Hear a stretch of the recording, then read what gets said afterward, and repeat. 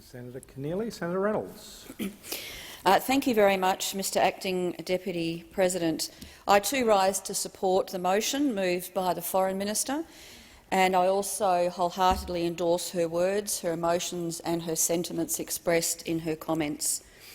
I congratulate her, other ministers, their staff and their many officials who are working so hard to save so many lives. But the sad truth is they won't be able to save them all. For 20 years, many thousands of Australians in and out of uniform have served our nation in Afghanistan and more widely in the region. This has undoubtedly not only saved the lives of Australians here in Australia and overseas, but also many others elsewhere.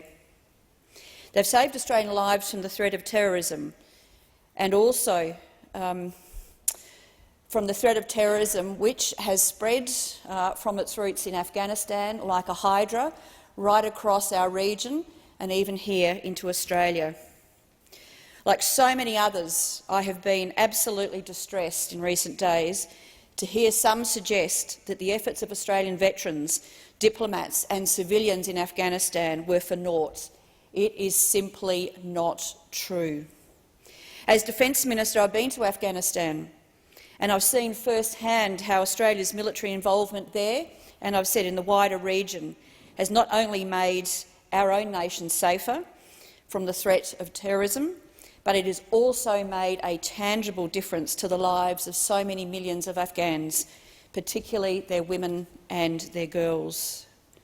The efforts of our veterans has not been in vain, and I commend Senator Lambie for her words and her expressions of support for the thousands of veterans from Afghanistan. By our presence and by our support, millions have seen the possibility and the reality of a much better life. Please never, ever doubt that. I join the Foreign Minister also in thanking all of those who are currently supporting the evacuation efforts in Kabul and in the UAE. Like so many others, I am now waiting anxiously for news from Kabul and from the UAE about who has made it out and who has made it out past those terrible roadblocks manned by the Taliban, subjecting people to beatings and to far worse. But I know there are far too many Australians today who are anxiously, desperately awaiting for word of their well-being of their family members, both in Kabul and also right across Afghanistan. Mr Acting Deputy President, none of us can ever forget where we were on September 11 in 2001. I was then Chief of Staff to the Minister for Justice and Customs when the Twin Towers were hit by al-Qaeda. Like all Australians, and indeed the rest of the world, I watched the horror of the multiple attacks on that day in sheer disbelief. But that night, those of us who worked here in the ministerial wing, none of us slept. The phones rang hot, and no one at that minute could imagine what the tragedy would mean for our nation's safety, security and indeed for the rest of the world. Indeed, in the first few hours, we were even worried about the safety of the Prime Minister and his travelling team. And over the next months and indeed years, I was at the heart of subsequent reforms to our nation's anti-terrorism measures. Of course, the Bali bombings, which followed hot on the heels of September 11, added to our urgency and brought the reality of terrorism ever closer to our shores. Throughout this time, I gained enormous insight into the darkness that inhabited the souls of the perpetrators of terrorism. Darkness and evil that sadly continues to dwell in the minds of those today, including the Taliban and those who have seized control of Afghanistan. The tentacles that spread so quickly from Afghanistan and al-Qaeda to our region, to Jemaah-Islamiyah and to the Bali bombings, which claimed the lives of 202 innocents, including 88 Australians.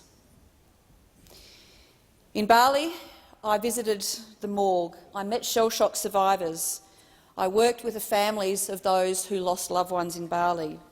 I saw, heard, and I will never forget the smells of the impact of terrorism on the lives of Australians.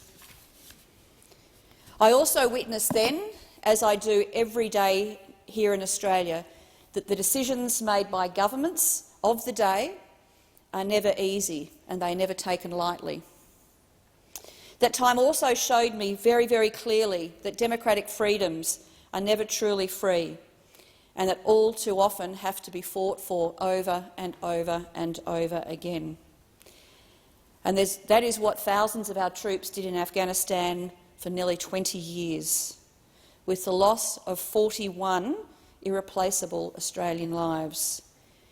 These were all Australians who loved and were loved and will be forever missed, and they will all be remembered.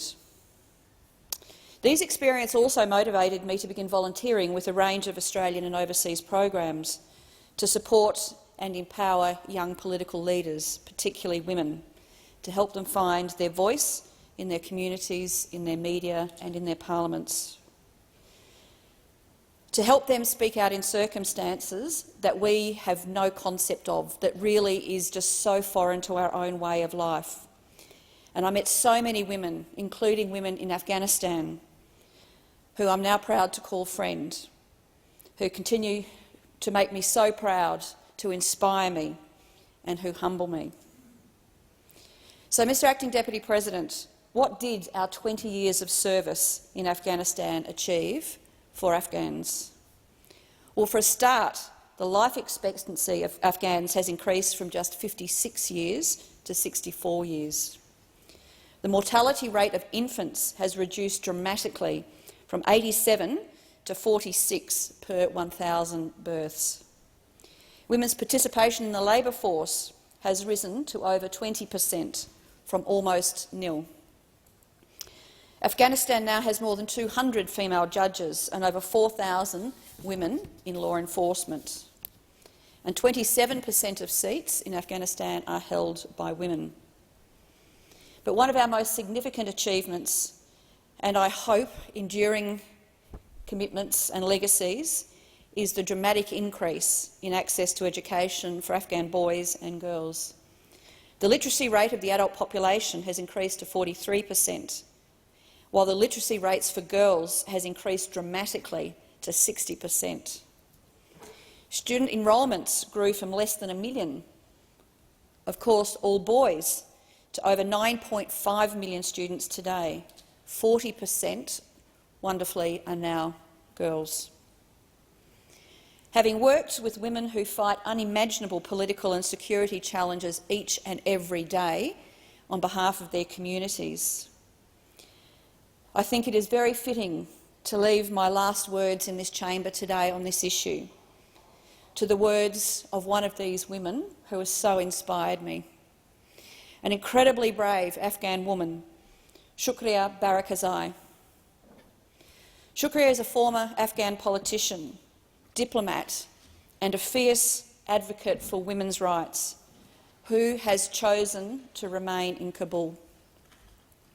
Her bravery, her struggle and sacrifice continue to inspire me and so many others. In her life, she has been subject to multiple suicide attacks. She has been beaten, she has been wounded gravely, she has lost 2 children, and she had suffered so many other losses that are just so unimaginable to all of us in this parliament today. She ran an underground school for girls during the Taliban, and today she still fights in Afghanistan for the voices of young women. Now, last week, Shukriya wrote a really powerful article from Kabul, which was published in the Daily Mail, about her fears, but amazingly also about her hopes, that enough younger Afghans will continue to carry out her work and the work of many others who have fought for so long on behalf of the women and girls.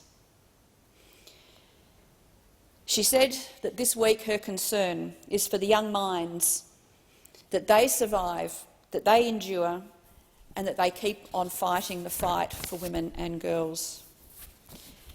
And I'll finish with her parting words in the article. She ended her article this way: "I'm trying to place my faith in the resilience of this land and in its brave and benighted people. No matter how dark the clouds are, I'm looking at the end of the night to the sunrise beyond. Today my hope is that the passion, the commitment and the bloodshed of so many from Australia and globally will continue to inspire women with the resilience that Shakira has. To all Australian servicemen and women and all other Australians who served in Afghanistan, and also to their families, I thank you for your service. To all veterans and to your families, please always remember that not only have you saved Australian lives here and overseas, but you have transformed the lives of a generation of Afghan boys and girls. And like Shakira, I hope that together we have done enough to prepare them, as she said, with the skills to endure the current darkness so that they may eventually see the sunrise beyond. Thank you.